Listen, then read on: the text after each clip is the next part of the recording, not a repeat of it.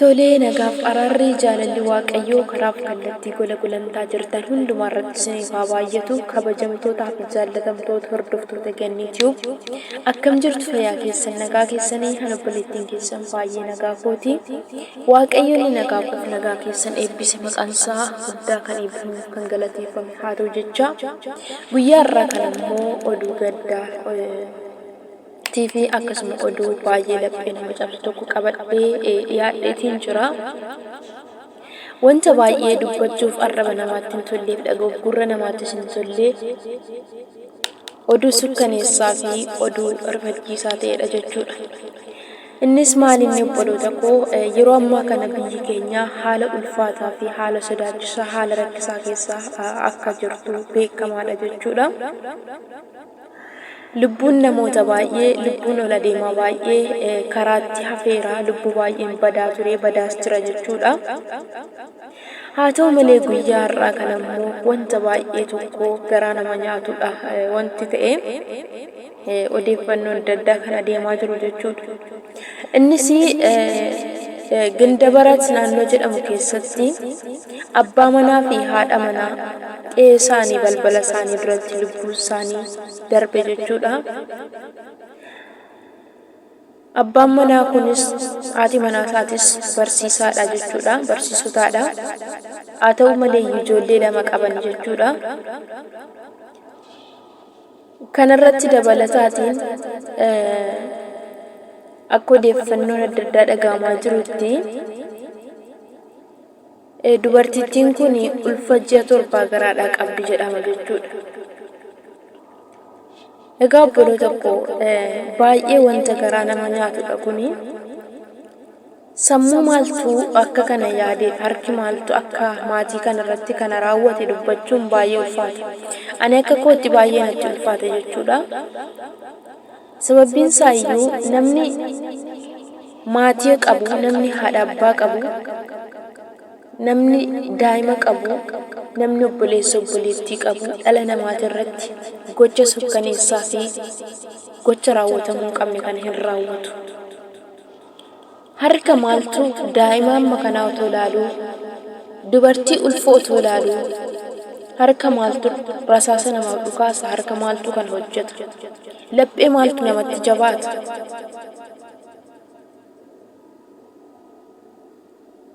Haalli amma biyya keenya keessa dhaabbataa jirtu, raafamni amma biyya keenya keessa jiru wanta baay'ee ulfaatuu fi wanta baay'ee nama gaddisiisudha. Yeroo ammaa kanatti yeroo itti dhaloonni jiraachuutiif shakkii keessa jiraataa jiranidha. Lubbuun namaa gatii dhabdeetti. Yeroo fedhame akka qoraanii lubbuu namaatti abiddi kaawwameetu gubata. Yeroo fedhametti rasaasatu isaan fixa. Yeroo fedhametti gaazii boochisu isaan fixa.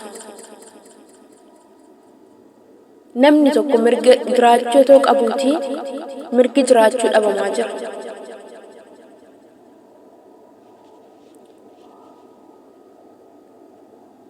Qotee bulaatu dhumaa jira.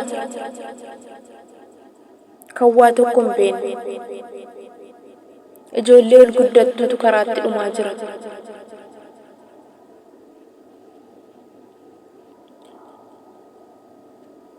Ani kana waan jedhus natti ulfaataa dubbachuuf jechuudha. Kanaatiif haalli amma biyyi keenya keessa jirtu kuni haala baay'ee namatti ulfaatudha jechuudha. Ani gama kootiin biyyi kun biyya kooti jedhee himachuun yookiin dubbachuun saalfachaan jira biyya kooti. Biyyan keessatti dhaladhe, biyyan keessatti guddadhe saalfachaan jira. Sababbiin isaayyuu namni mirguma jiraachuu otoo qabu, namni namummaan isaa kabajamuu otoo qabu, namni akka bineensa bosonaatti reebamaa jira, akka bineensa bosonaatti qalamaa jira waan ta'eef. Dhalattuun keenya ol ba'uu dadhabde. Guddaan keenya deemee galma ga'uu dadhabde.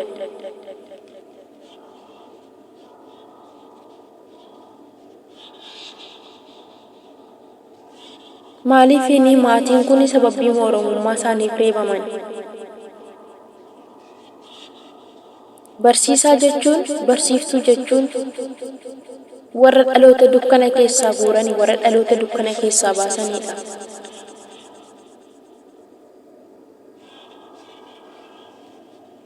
Haadhaaf abbaa keenyaan gaditti karaa barsiise, karaa kan nu agarsiise, karaa kan nu qajeelche barsiisaaf barsiistuu keenyadha.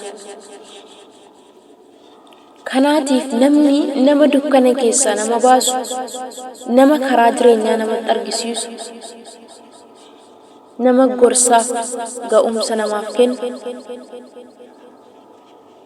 sammuu maaltu kana yaadee harka maaltu kana hojjeta, waan kana jedhee murteessuun baay'ee natti ulfaata. Harka maaltu daa'imni xixiqqoon kuni otoo jirtuu maatii kanarratti waan kana raawwata, gocha sukkaneessaa kana raawwata.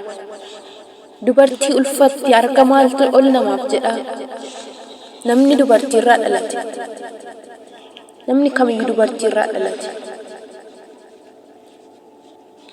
Garaa haadha ofii keessaa ba'anii dubartiitti garaa jabaachuu jechuun ani hin beeku. Kuni dheekkamsa wayiidha malee namni jaallatee beekee kana hojjedhan jedhu.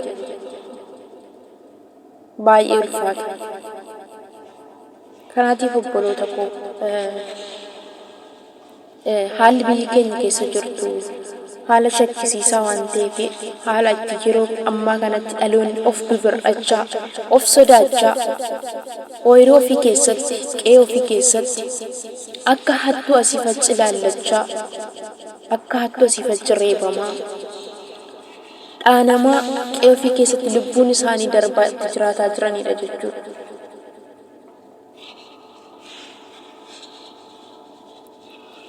Kanaatiif warra dhiigni isaanii badiinsa tokko malee dhangala'uuf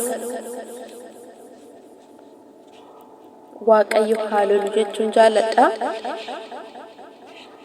Haala jirtan keessatti waa'ee biyya keenyaaf jabaadhaa kadhadhaa obboloota koo. Jabaadhaa kadhadhaa.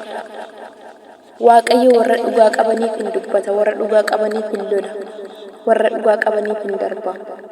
Dhiigni warra qulqullootaa zimjiree dacheen hin dhugdu. Guyyaatti gumaan qulqullootaa ba'utu jira.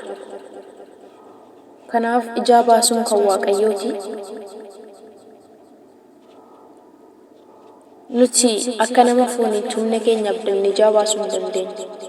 Waaqayyotti dabarsinee kennina. Jabaadhaa Waaqayyoon kadhadhaa maatii keenya biyya keessa jiraniif, biyya keenyaaf, warra lubbuun isaanii karaatti badaa jirtuuf, warra dhiigni dhangala'aa jiruuf, warra dhugaan jalaa badeef, warra dhugaafiif lubbuun isaanii darbaa jiruuf jabaadhaa kadhadhaa.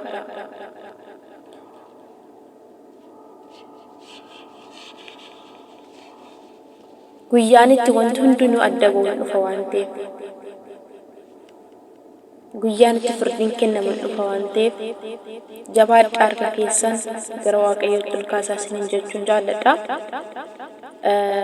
Ergaan koo inni har'aa kana fakkaataa. Gooftaan koo hunduma keessan haa eebbisu. Eebbifamaa. Shaalom.